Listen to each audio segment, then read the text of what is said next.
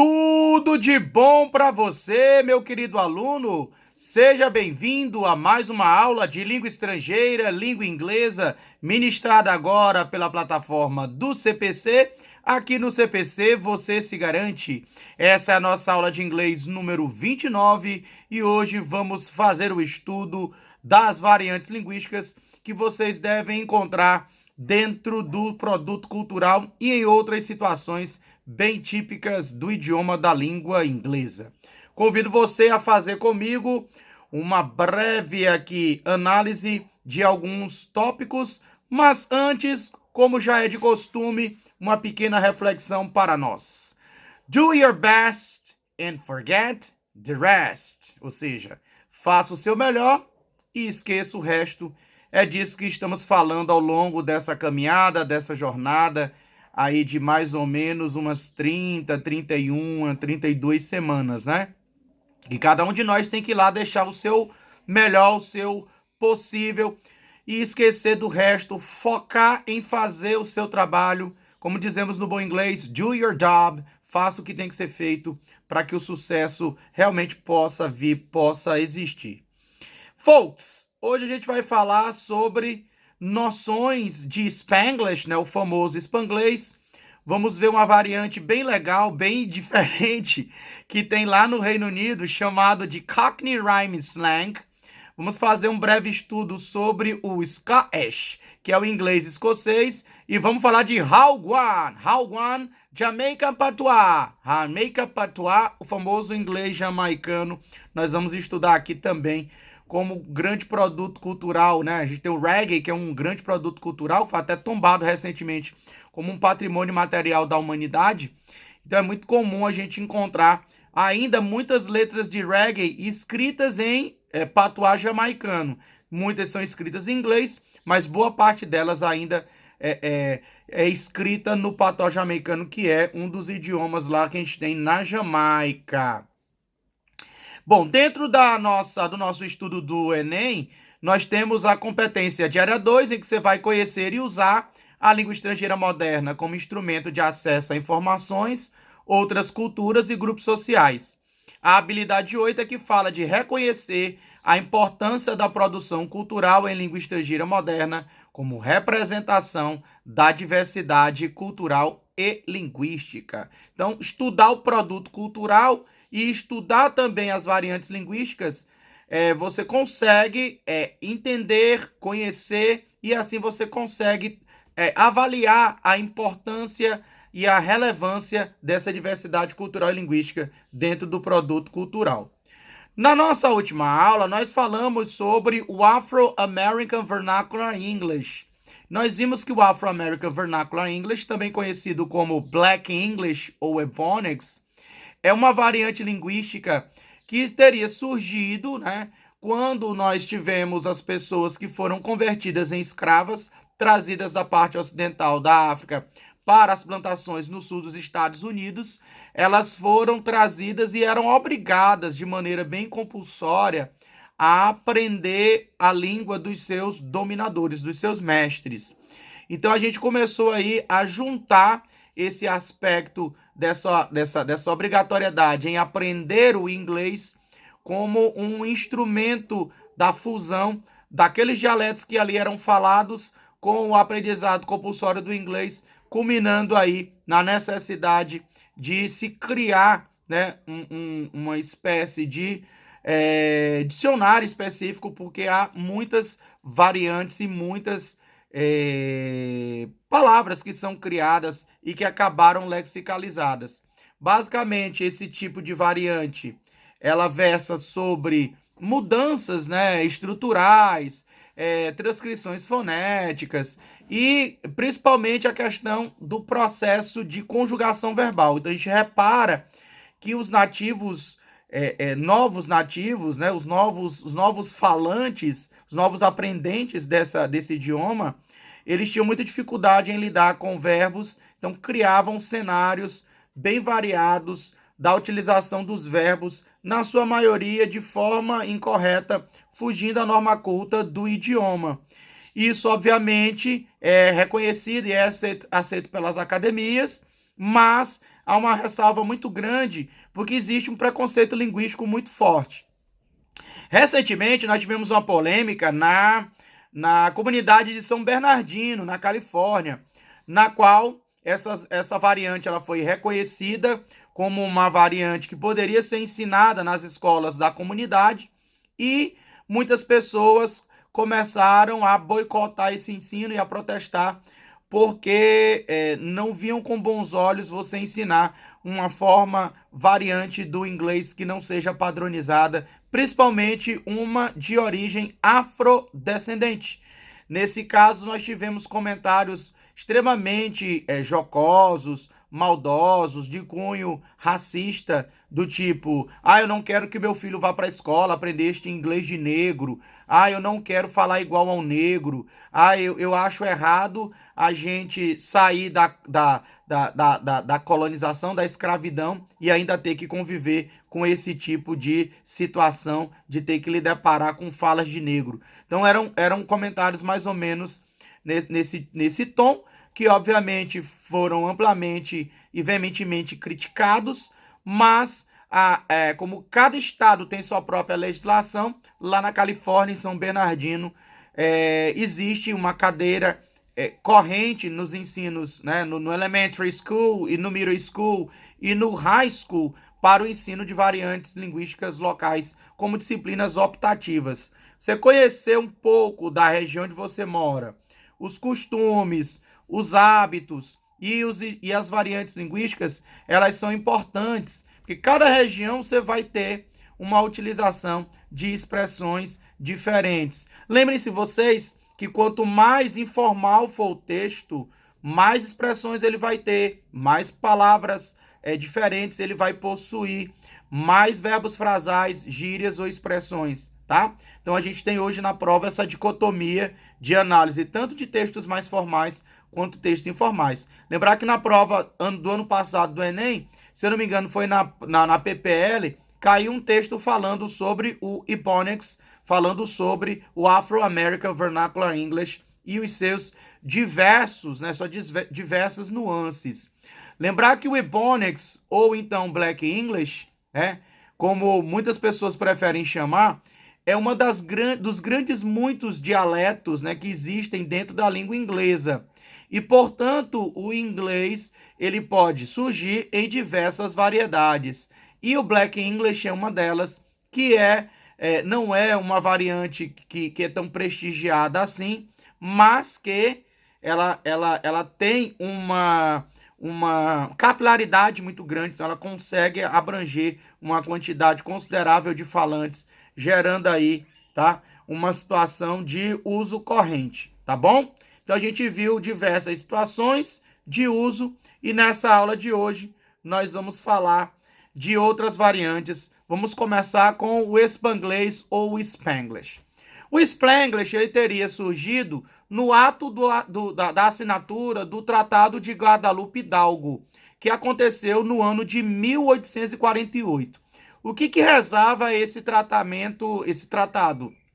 Ele rezava que o México venderia para os Estados Unidos 2/3 de seu território.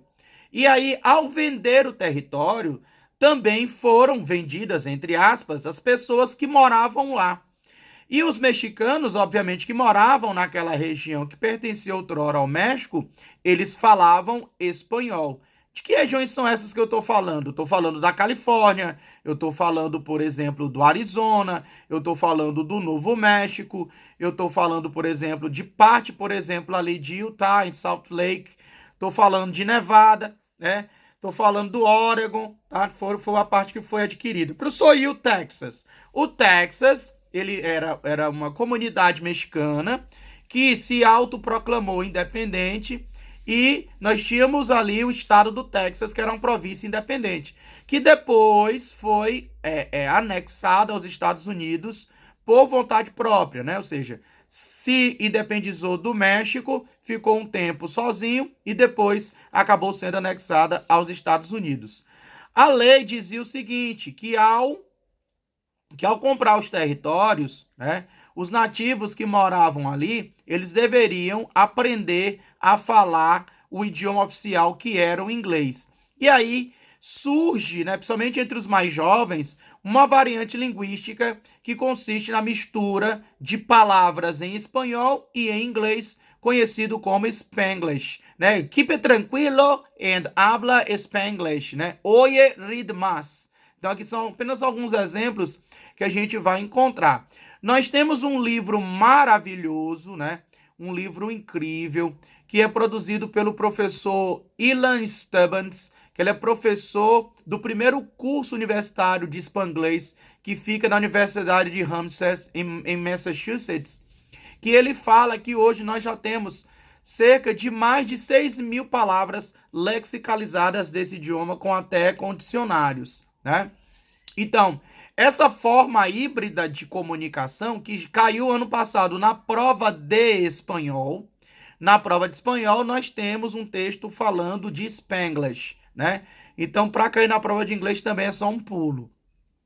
Ela consiste em diversas modalidades. A primeira, que é muito conhecida, é conhecida como ping-ponging, ou é esse vai e vem, em que eu misturo os dois idiomas numa maneira constante de se falar. E essa mistura, esse vai e vem constante, ele é utilizado para se comunicar de maneira corriqueira. Tipo, me voy de vacation on the next semana. Ou então, um outro fenômeno muito comum é a tradução literal de palavras e expressões. Por exemplo, existe em inglês a expressão I call you back, né? Call back é o verbo, né? Retornar uma ligação de vídeo ou então uma de áudio, que pode ser traduzida ao pé da letra como te llamo para trás, amigo. Te llamo para trás, friend, né? E a criação de novas palavras, os famosos neologismos, eles também são importantes. O livro do qual estou falando é The Making of a New American Language, Spanglish, a construção de uma nova língua americana. E aí lá a gente vai encontrar muitas variantes do próprio Spanglish, como o New Rican, que é o porto-riquenho falado em Nova York, o Cubonics, que é a variante linguística falada principalmente por cubanos americanos na Flórida, né? E tem diversas expressões. Por exemplo, estou crudo. Crudo em espanhol significa cru.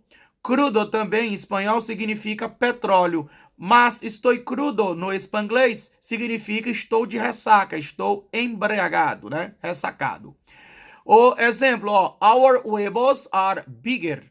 Our huevos are bigger. Então, olha aí, ó, no outdoor nós estamos misturando a palavra huevos, que significa ovos, com palavras em inglês. Então, muito utilizado aí em mídias e propagandas. Lembrando que nós temos uma grande quantidade, né, de pessoas latino-americanas morando, residindo ou de ascendência hispânica lá nos Estados Unidos. Alguns exemplos de expressões do Spanglish. Em inglês, o verbo to park, em Spanglish ficou parquear, que em espanhol significa estacionar. Em inglês, o verbo to back up, em Spanglish ficou baquear, que em espanhol significa retroceder. O verbo to check, em Spanglish, chequear, no espanhol que significa verificar. Em inglês, a palavra car, em Spanglish, é carro, que no espanhol significa coche ou automóvel. Em inglês, cheat rock, que em Spanglish ficou tirou, que é o nosso famoso cartão, né? Aquele cartãozinho, cartão enyesado, que é aquele cartãozinho rígido, duro, de papel. Em inglês, o verbo to write, que é o verbo escrever, em Spanglish, né? Rayar, que significa em espanhol escrever. Em inglês, a palavra bike, em Spanglish ficou vaca, que em espanhol ficou bici ou bicicleta. To freak, em inglês, que é o verbo, né, assustar, meter, dar medo, aterrorizar. Em Spanglish ficou frequear-se, que em espanhol ficou espantar-se com. Em inglês, a palavra lunch, que significa almoço, em Spanglish ficou lunch ou lonchear, em espanhol significa almoço, que é almoço. Em inglês, a palavra junkard, que em Spanglish ficou yankee ou shonke, que é justamente uma espécie de aterro, né? Aterro sanitário, que é sitio de chatarra en espanhol. Então dá para você reparar que há muitas adaptações e que precisa realmente de um dicionário para você observar essas traduções que são feitas, que hoje já estão espalhadas por todo o mundo. Lá em cima tem uma propaganda muito legal, que é de Madrid, ó, que é um ano by the face. Esse by the face é uma expressão em espanhol que é por la cara, né, que é por la cara, que foi traduzida ao pé da letra para o Spanglish, né, by the face. Ela foi passada do espanhol para o inglês, que depois do inglês ela foi traduzida para o Spanglish com o processo de transcrição fonética, né, que é um ano grátis. Aviso, parqueo solo para clientes del shopping center.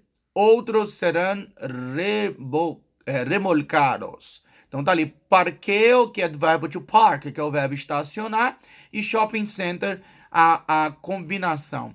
Pague todos os bills aqui. Bills vem de bill, em inglês, que é conta, né? Então aí é uma palavra em spanglês, eu pague todas as contas aqui. A vezes I forgot what language I should be speaking. E entonces it comes out assim. Então aí uma camisa fazendo alusão à utilização das duas variantes. 23 sabores, blended into one extreme taste, inconfundível. Propaganda aí do refrigerante Dr. Pepper. Ele começa com o espanhol, né, 23 sabores. Depois ele mistura com o inglês, blended, né, que é misturado, in one extraordinary taste, inconfundível. E a Taco Bell, Live Más, é um exemplo mais clássico, esse Live Más aí, que é o slogan da Taco Bell, que é a rede de comida, entre aspas, mexicana, né, estadunidense. Esse Live Más aí é justamente a mistura dos dois idiomas, Viva Mais, Live Más. Então o Spanglish, que é uma realidade e que cada vez está mais próximo dos falantes. No Reino Unido surgiu uma variante linguística muito engraçada chamada de Cockney Rhyme Slang, que você não deve confundir com o Cockney Accent. Nós temos dois sotaques, né, accents, no Reino Unido. Aquele sotaque padrão, né, tipo Cockney Rhyme Slang, que é o RP, que é Received Pronounce. E nós temos o Cockney Rhyme Slang, que é um pouco mais para dentro, meio que é diferente. No caso, o Cockney e o Cockney Rhyme Slang são coisas diferentes, né? Então, going out for Ruby Murray this evening, or perhaps you will stay in a winter trouble and strife, because you will go to bees and honey. Né? Então, aqui, por exemplo, nós temos três expressões que estão aí em negrito, são expressões oriundas do Cockney Rhyme Slang, que a gente vai estudar de start. Estamos falando da gíria de rima Cockney, é claro, que funciona mais ou menos assim. Você troca a palavra pela gíria correspondente. Por exemplo, eu pego a expressão que é Rub Murray, a expressão Murray rima com curry. Então eu uso Rub Murray ou somente Murray no lugar de curry. Ou então eu pego a expressão Trouble and Strife e troco pela palavra wife, ou somente strife rima com wife. Ou então bees and honey eu troco pela palavra money, já que money rima com honey. Às vezes você não diz, como eu acabei de falar, né, a palavra toda, somente a palavra, a primeira palavra que pode ser utilizada, que é para indicar a rima, né, para esconder a rima, né, ruby ou trouble, ou então bees, né. Então eu vou listar aqui para vocês algumas das frases bem populares desse tipo de variante linguística, que foi criada no East End britânico com a intenção de enganar as autoridades. Os vendedores ambulantes, eles eram obrigados a pagar uma taxa para a coroa, né, na época. E aí o que acontecia? Para se esquivar desse policiamento e digamos assim, da pressão da fiscalização da época, eles desenvolveram um jeito próprio, peculiar de falar nessa região, né, que era justamente para poder se comunicar sem que soubessem, sem que fossem, né, identificados. Então, eles criaram essa gíria, que é uma gíria que vem com rimas e que é importante você saber que existe. A pessoa tem alguma chance de cair uma questão com a gíria em si? Olha, pode acontecer, que é uma variante linguística. Eu acredito que não, é mais provavelmente um texto com um caráter mais metalinguístico para indicar a presença da variante em detrimento da utilização da mesma. Então, por exemplo, a expressão Adam and Eve, ela rima com o verbo believe, porque Eve rima com believe. Adam and Eve, ao pé da letra, é Adão e Eva. E believe é o verbo acreditar. Então gera a expressão idiomática I don't Adam and Eve. I don't Adam and Eve. I don't believe. Don't fall down those apples and pears. Né? Don't fall down the apples and pears. Né? Pears. Eles falam pears, né? No britânico, pears rima com stairs. Stairs, pears, stairs. Né? Então, nesse caso aqui, apples and pears rima com stairs, né? Que são escadas. Butcher's hook. Butcher's hook, que é o gancho, né, do açougueiro para pendurar a carne. Ele está associado com look. Let's have a butcher's. Já vi demais essa expressão. Let's have a butcher's. Vamos dar uma olhadinha, uma conferida. É a mesma coisa de let's have a look. Outro cenário interessante. Trouble and strife. Rima com wife, né? Trouble and strife é encrenca e briga, né? E altercação, rima com wife. Porque o strife rima com wife, que é esposa, né? Two little dicky birds. Dicky bird rima com word. Bird rima com word. Então, dick bird, que são passarinhos, né? Rima com palavra, que é o word. Barnet fair rima com hair. Barnet fair ou my barnet, que é cortar o cabelo, né? Barnet fair rima com hair, muito comum. E essa é bastante comum no Reino Unido, que é dog and bone. Dog and bone rima com phone. Então, dog and bone rima com phone, que é telefone. Então, let me use your dog and bone, China. Né? Let me use your dog and bone, China. Isso aqui é uma frase típica do Cockney Rhyme Slang, que é me deixe usar, posso usar seu telefone, parceiro, né? May I use your dog and phone, China? E o mais louco é que os caras misturam aquelas situações típicas, né, formais do idioma com a gíria.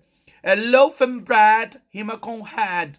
Loaf and bread. Loaf and bread é um filão de pão, né? É um saco com a quantidade de pães, 10 pães, mais ou menos, né? Então, bread rima com head, que é pão, né? Use your loaf. Use your loaf, use a sua cabeça, né? Porque a expressão loaf and bread rima com head. Mince pies. Mince pies é um biscoitinho feito, geralmente, de maisena, né? De amido de milho, né? E aí ele é um manteiga, e mince pies rima com eyes. E can enable rima com table. Can enable rima com table. Aqui são algumas das variantes dessa gíria chamada de Cockney Rhyme Slang. Então você já sabe que o Cockney Rhyme Slang é uma gíria que surgiu ali na parte sudeste da Inglaterra e que é uma gíria antiga utilizada para fazer com que as pessoas pudessem se comunicar de forma secreta para evitar aí algumas situações desagradáveis com as autoridades, principalmente os mercadores.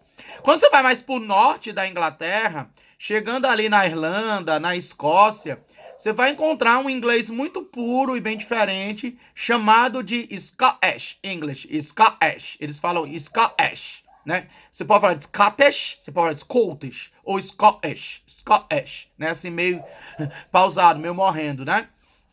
Lembrar, galera, que a variação linguística é um movimento comum e natural de uma língua, que varia principalmente por fatores históricos e culturais, modo pelo qual ela se usa sistemática e coerentemente, de acordo com o contexto histórico, geográfico e sociocultural, no qual, né, os falantes dessa língua se manifestam verbalmente.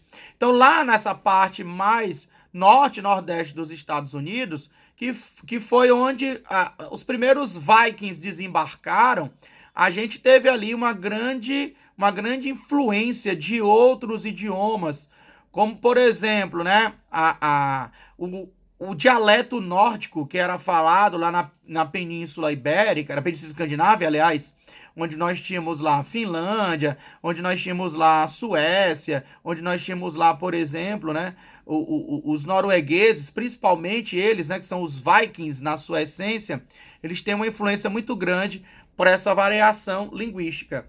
Como lá na Escócia nós tínhamos o Highland e o Lowland, né? Highland eram lá a montanha acima e Lowland era a montanha abaixo, então muito do idioma acabou ficando sendo preservado. Não só o idioma, mas diversos tipos de costumes. Por exemplo, algumas curiosidades sobre o Scottish English, o inglês escocês. Inglês utilizado amplamente no país. Pronúncia muito diferente do Standard British English, marcada pela roticidade, ou seja, variação rótica, né? Essa roticidade é justamente a utilização de pronúncias bem típicas, bem regionalizadas. Forte influência de variações arcaicas do inglês, do Old English, que por sua vez sofreu influência de línguas nórdicas, acabei de falar para vocês. Os accents, os sotaques, se tornam mais acentuados nas regiões rurais, conhecidas como Highlands, né? Porque foram as regiões onde nós tivemos o menor contato com outros povos, com outras civilizações, preservando as características de raiz, né? E palavras de origem gaélica que ainda são muito utilizadas, né? Que tornam essas variações faladas na Escócia ainda mais singulares. Basta assistir aquele filme maravilhoso do Mel Gibson, né? Que é o Braveheart, o Coração Valente. Você consegue identificar. Em inglês, caution, wet floor. Cuidado, chão molhado. No Scottish, mind the flags still wet can. Repare que é bem diferente, né? Apesar de vir aqui com um tom de piada, né? Porque os caras tiram muita onda, né? Os caras começam a trollar demais os escoceses, mas eles têm lá formas peculiares de falar. Algumas curiosidades. A palavra can, no Scottish English, equivale no inglês ao verbo to know, que é o verbo saber, conhecer. Out, old, velho, antigo. Aye, yes, sim. Barn, a pronúncia retórica. Barn, o R puxado, né? Barn. Barn vem equivalente a little child, que é criancinha. Bonny, beautiful, belo, bonito, encantador. Kenne, Kent. Fire, from. E loch é lago. Daí a gente tem o famoso monstro do Loch Ness. O famoso monstro do Loch Ness, que é o Lago Ness, que é um lago muito famoso que fica na Escócia. Certo, amores? Cara, isso aqui é show de bola. E para a gente encerrar a nossa aula de variantes linguísticas, Walgon, Walgon Jamaica, Walgon Jamaica. You know how to chepe patois, né? Que é o famoso patois jamaicano. O patois jamaicano, conhecido como patois, é uma língua de origem inglesa, usado pelos habitantes da ilha Jamaica. Não é incomum passar por dois amigos conversando sobre o dia deles, ou alguém pedindo em um restaurante e ouvi-los falando patois. Na verdade, algumas pessoas se sentem até mais confortáveis se comunicando dessa maneira do que no inglês padrão.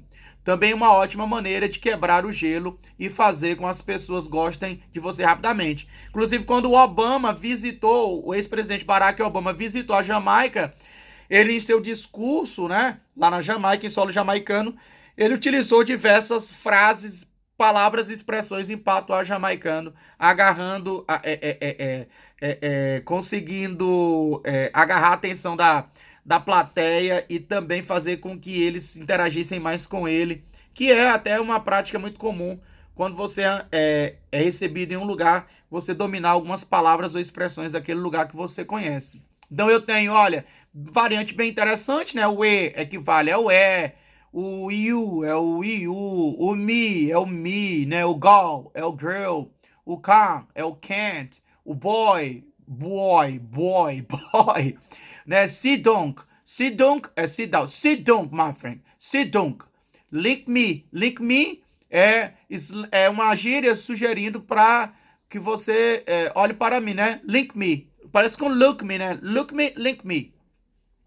Rotted Rotted é quando você tá animado. Eu tô muito doido. Tô muito maluco, né? Rotted. Né? You sot. You sot é a mesma coisa de azar, né? De zica. Sai, zica, né? You sot. Né? Tem a ver com sal. Vocês sabem que para espantar os maus olhados, os antigos jogavam sal pelo ombro, né? Por cima do ombro. Né? Geralmente um ombro esquerdo. O bilbok. O bilbok é algo que é relaxante, que é reconfortante, né? O brookout. Brookout é quando você se comporta de maneira não muito elegante, não muito legal. E ao sul de think set. Ao sul de think set, né? Ao sul de think set. Eles falam think, geralmente, think set, né? Ou seja, é do jeito que é. Deus quis assim, né? If you want good, you nos afiran. If you want good, you nos afiran. Ou seja, o sucesso, ele demanda trabalho duro, jovens, né? Success requires hard work. Aí são provérbios escritos em patuá jamaicano, tá? E aqui eu deixo para vocês algumas listas de algumas palavras para que vocês possam conhecer, porque pode sim ser cobrado. Por exemplo, o Drake, ele fala e canta em patuá. A Rihanna de Barbados também fala e canta em patuá. O próprio Bob Marley, né? E outras grandes proeminências do mundo cultural, eles podem aí meter alguma palavra em patuá e você precisa conhecer, pelo menos ter uma noção dessas variantes, porque você pode ser inquirido, você pode ser cobrado e isso pode de certa forma, ajudar você a resolver uma questão. Na internet, principalmente no Twitter, criou-se uma gíria, né, que é uma apropriação de uma expressão em patuá jamaicano, que é a expressão bomboclot. Bomboclot, né? Que é justamente... surgiu com essa primeira imagem, né? Foi o ratinho saindo e depois ele voltando e colocando bomboclot. Foi muito utilizado para dizer a mesma vibe, na mesma energia, né? Que é um dos usos muito comuns. E é justamente, né? What's the meaning of a bomboclot? Né? O que significa a expressão bomboclot do Jamaican Patois? Simplificando, bomboclot, quando usado no patois jamaicano, é para xingar qualquer um ou mostrar surpresa e raiva. A palavra é comumente usada junto com outros palavrões, como botclot, como postclot, ou mesmo juntos com bomboclot, ou então bombopusclot. No entanto, no Twitter, a palavra está sendo usada como um meme para representar dois olhares diferentes, ou seja, os usuários estão dando diferentes interpretações como uma resposta a um tweet citado. A tendência começou depois que a foto de um rato foi compartilhada em dois quadros. O primeiro quadro mostrando o rato saindo de seu esconderijo e o segundo quadro mostrando o rato entrando, ou seja, tô nessa mesma energia, tô pensando igual a você. Então tem esse significado, mas saibam que bomboclot em patuá jamaicano literalmente é um xingamento ou uma expressão utilizada para interjeição. Aqui no CPC, meu amigo, você se garante e aprende até Jamaican Patois. Galera, estamos chegando ao final de mais uma aula, estamos quase concluindo o nosso conteúdo, faltando aí poucos encontros, se eu não me engano mais 2 ou 3 encontros, acho que são mais 2, né, 3 com esse. E aí na próxima aula nós vamos falar sobre siglas, abreviações, acrônimos e acrósticos, e a nossa última aula será sobre poemas e letras de música. Muito obrigado pela parceria de sempre e take care! Até a próxima, galera!